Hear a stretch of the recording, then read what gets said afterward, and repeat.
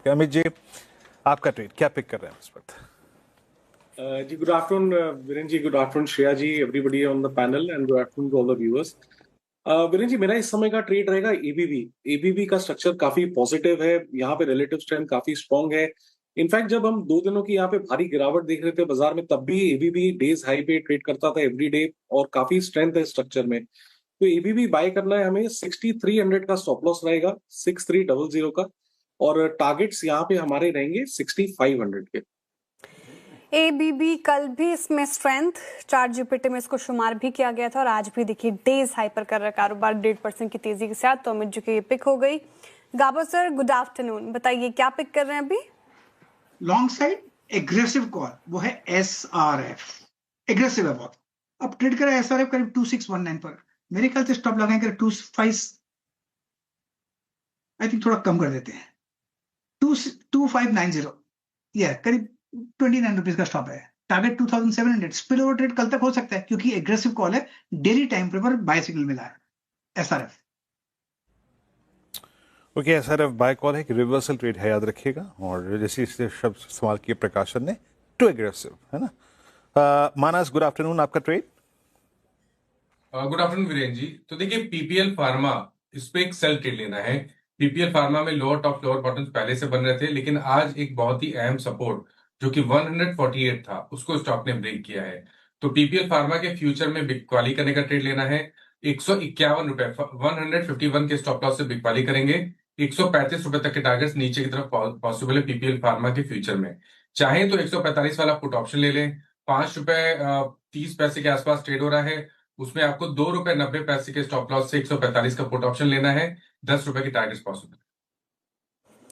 Okay, Piramal pharma Manas ji की यहाँ पर ये पिक होगी। बिकवाली कराई तो 2 बाई साइड की ट्रेड और अभी तक 1 सेल साइड की ट्रेड आ चुकी है। अरुण कुमार मंत्री जी, गुड आफ्टरनून, बताइए आप क्या पिक कर रहे हैं? जी Shreya ji, good afternoon. Shreya ji, buy side रहना चाहूंगा। पावर सेक्टर में काफी अच्छे ब्रेकआउट्स नजर आ रहे हैं। तो एनटीपीसी को कैरी ओवर ट्रेड के लिए ले सकते हैं। 389 के आसपास चल रहा है। 385 का स्टॉप लॉस लगा के बाई करने की सलाह है। 402 तक के टारगेट्स एनटीपीसी में देखने को मिल सकते हैं। तो एक पोजिशनल ट्रेड के हिसाब से एनटीपीसी को लॉन्ग करके चल सकते हैं। कि एनटीपीसी आपका बाय ट्रेड है। वाकई आज पावर में काफी अच्छी खासी स्ट्रेंथ है।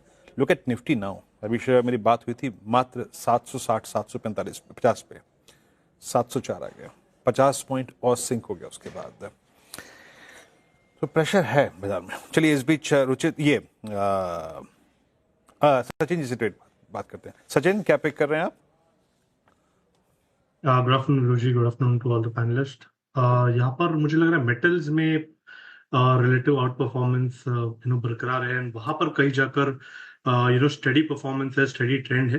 तो Jindal steel and power, Jindal steel का फ्यूचर्स मुझे लग रहा है यहाँ पर खरीदना चाहिए। 1224 के आसपास फिलहाल ये ट्रेंड कर रहा है। थोड़ा सा अगर डिक्लाइन होता भी है तो मुझे लग रहा है 1220 के आसपास आइडियल लेवल है जहां पर फ्रेश लॉन्ग पोजीशंस डिप्लॉय करनी चाहिए।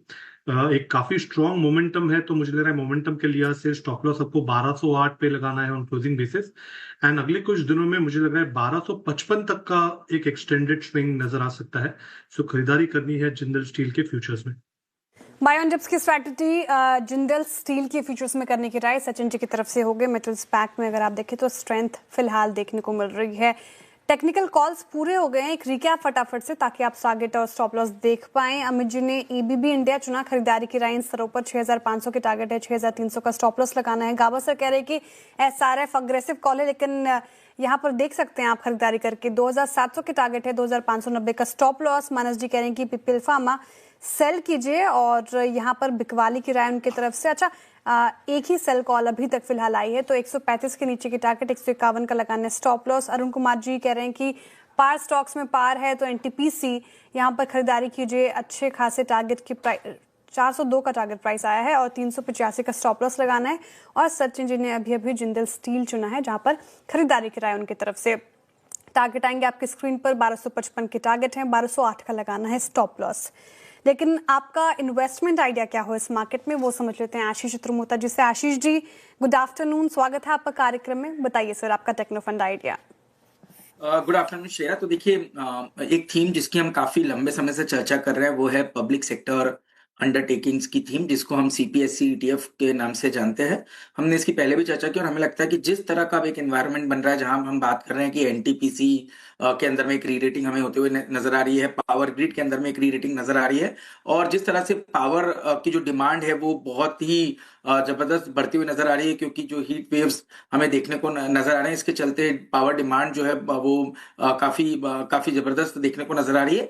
और क्योंकि गैस जो बेस्ड पावर प्लांट्स है उनमें किल्लत है, तो उसका पूरा benefit thermal based power plants के अंदर में नजर आएगा, तो उसके बेनिफिट कोल, एनटीपीसी जैसी कंपनीज नजर आएगी।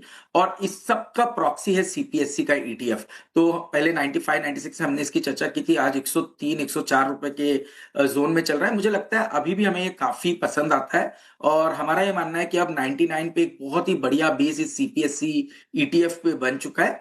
अपसाइड में पोजिशनली हमें लगता है 120 तक की पोटेंशियल अपसाइड इस ईटीएफ के अंदर में देखने को नजर आ सकती है।